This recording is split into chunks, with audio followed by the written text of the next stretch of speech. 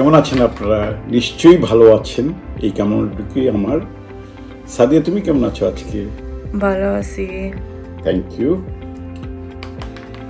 সকালবেলা যখন আপনি একটু আর্লি ওঠার অভ্যাস করবেন, এটির উপকার কিন্তু অনেক।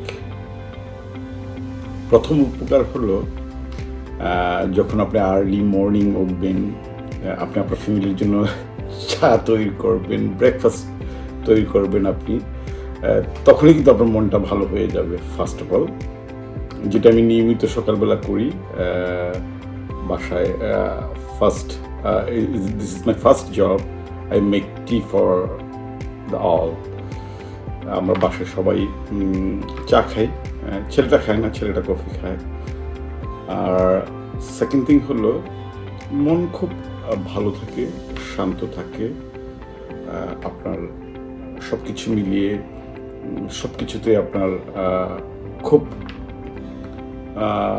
আনন্দময় থাকে, যেটা আমি বলবো। আর আমি নিয়মিত যখন আমার চা পর্ব শেষ হওয়ার পর আমি নর্মালি টুকিটাকি যাই লেখালেখি করি, আমি দুটো টাইম লিখি।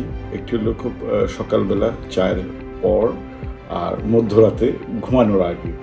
এটা আমার জন্য খুব ভালো একটা সময়। আর যখন আপনার দিনের শুরুটা যদি আপনার ভালো মন নিয়ে হয়, তাহলে কিন্তু আপনার সারা দিনটি আপনার খুব ভালো যাবে। যাদের সাথে দেখা হবে তাদের সাথে আপনার আলাপ আলোচনায় ভালো লাগবে, চলাফেরায় ভালো লাগবে, রাস্তায় ভালো লাগবে। এক কথাই বলবো, মানে খুব সকালে ওঠা আমি মনে করি প্রত্যেকেই চেষ্টা করা উচিত। আমি যখন ওয়েদার ভালো থাকে, বিশেষ করে আমি একটু বাইরে হাঁটাহাঁটি করি, আমার বাড়ির চারপাশে গাড়িগুলো চেক করি, জাস্ট এটা ওয়াকিং। এতটুকুই। আপনারা সবাই ভালো থাকবেন, সুস্থ থাকবেন, আর চেষ্টা করবেন সকালবেলা ওঠার।